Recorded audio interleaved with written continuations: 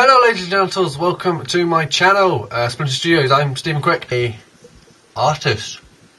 A wicked painting of Paul Weller. I got emails saying, let's paint Paul Weller. I was like, yeah, let's paint Paul Weller, not a problem. I'm going to narrate this whole thing because it's quite a lot of story. The idea of the painting was to have Paul Weller on a background of his album cover from his new album, which is Saturn's Pattern. Say that 4 times. Saturn's Pattern, Saturn's Pattern, Saturn's Pattern, Saturn's Pattern. And when I googled that, I saw what Saturn's Pattern was, this, and yeah, dude, that's going to be difficult to paint. So I had to really think to make this work, figure out how to do those lines, because they're graphics, they're done on a computer. Doing that by paint is a whole different story. I decided that the best way to do that would be to make a stencil, hopefully figure out how to paint it, and then paint Paul on top of that. So let's dive in, shall we?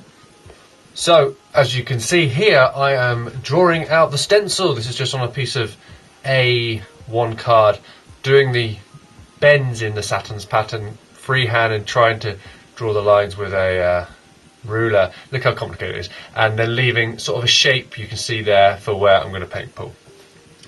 Then the laborious task of cutting out each of those lines. This took a while, and as you can see when I flip it over, the lines aren't fully cut. If I cut all the lines, it would just be really flimsy. So it's just guidelines, which I will then spray onto the canvas, and that will give me roughly where I need to paint those patterns. Now we're on to drawing. Of course, this is just drawing out Paul. He is all drawn in pencil. He seems to use pencil most of the time. I find it much simpler using pencil than charcoal because it smudges.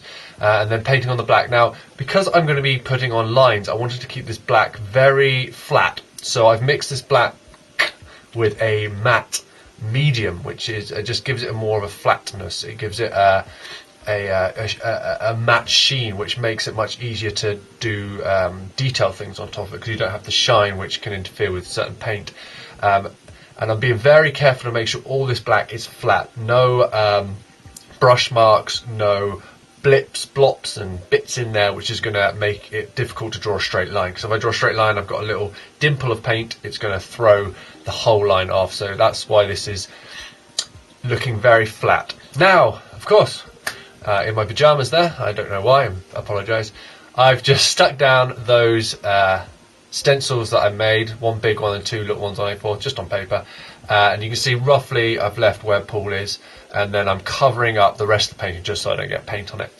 Spraying it there with just a very dark grey, and there you can see, and there is my Saturn's Pattern. It looks extremely confusing, and it is extremely confusing. I've used a dark grey because obviously that would come out from the black but not interfere with the colour that I'll be putting on it. The colours are very bright. And then we're just going on to paint a Paul. This bit obviously I'm making trivial, but because this bit I can do and I've done many times, whereas the lines are not so much. Lots of lovely drips there. This is just a mix of acrylic and emulsion paint to get these greys. Mixing both those type of paints, emulsion's called latex in America, mixing both those paints gives a nice flat, a nice matte finish, opposed to that really glossy finish you get from acrylic, which I'm not a big fan of. So just painting him, of course, nice and simple. You've got the dark greys, the shadow moving up to the light. And then we are moving on to his face. As you can see, I've doodled out there, and you can see I've scribbled where I want the highlights, and you can have a nice view there of the template. See how it's broken up, how I've cut only certain bits to give me guidelines. Now his face, you'll see here, I finish his face off, but in a minute I change my mind, which happens now and again. I misjudge my tonal range, and this time I did misjudge the tonal range.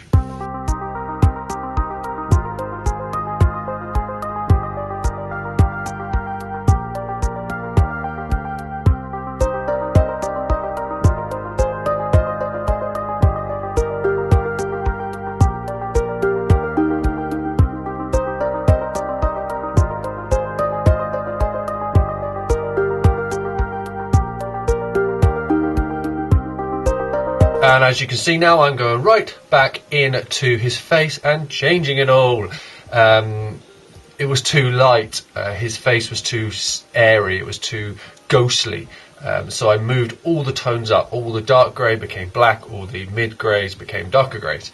And this meant I could get the weathered look of Paul's face. He's not a female, he doesn't want to be soft and sheen and beautiful. He's got a very weathered face, a very aged face, a very characteristic face, like Tom Waits or Charles Bukowski. So that's what this really is, part of his personality. So going back in and making everything darker, taking the shades all up, or actually down, making them darker, meant I could get more depth into his face. And you can really see this when I paint this light grey in a minute. Here we go. So once I start painting these very light greys darker, it really gives his face more of a 3D shape and more depth. There we go. So suddenly it's looking more like Paul Weller instead of like a airbrushed Paul Weller.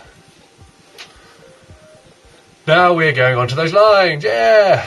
As you can see, I'm using a ruler. Ooh, don't do that. And a Posca paint pen. I decided a paint pen is the way to go. These are pens that are full of paint opposed to full of ink. And I'm using a ruler to draw it. I think I'm going over it 3 times. I think I'm using about a 2 millimeter, about 2 millimeter nib on the paint pens. They're Posca, the brand. And then just going up and down and getting a nice thick line, working inwards with the colours. The good thing about these paint pens is there's a lot of colours, so I went from blue, purple, pink, red, orange, yellow, white, so sort of like a rainbow effect. I took out a lot of the colours that are in the original Saturn's pattern design because there's just too many. It would have been impossible, and it would have taken forever.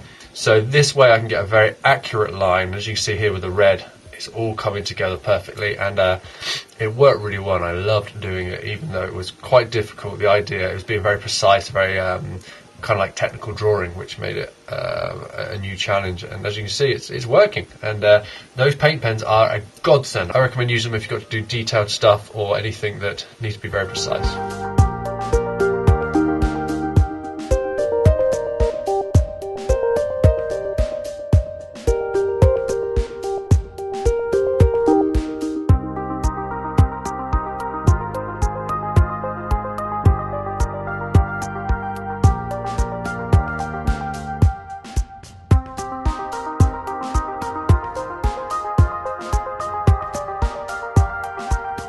Now back into the face, all I'm doing here is adding some highlights, bit of white here and there, because now I've got the colour behind it and the black behind it, I can balance it all. So I'm just adding highlights to Paul's face, just picking out bits in white paint, and I'll do the same on the guitar and the fretboard and the strings and what have you, just to make it all pop out a bit more. And also, now I've got the colour in the background, I can see how light or dark I can make Paul to make him framed by the Saturn's patterns.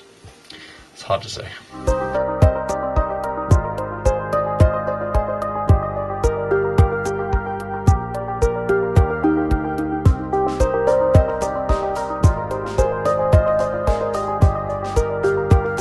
Ink back in with the Posca pens, this time really thin ones, about a 0.5mm nib. This is just to define everything, give everything detail. So I'm cross-hatching, I'm lining, I'm giving it all kind of like a comic book, if you like. That's kind of the way I always describe what I do, is comic book. This just gives the black more depth, it makes it less precise, it makes it less mechanical, less graphic-y, and it just means I can add detail quickly. So after that, this is the final bit. Look at the paint, it looks so cool. I've left this shot in just so you can see the painting because I love it. All I'm doing here is going back over the whole thing with black. I'm going around those lines to define them where the paint is bled out or where you can still see the spray paint from the stencil. Lots and lots of black just to pop him out, make him defined and make him perfect. And look at it, I couldn't have come out better, and it was a real challenge, and sometimes when you have a challenge it brings the best out of you as an artist. I love it.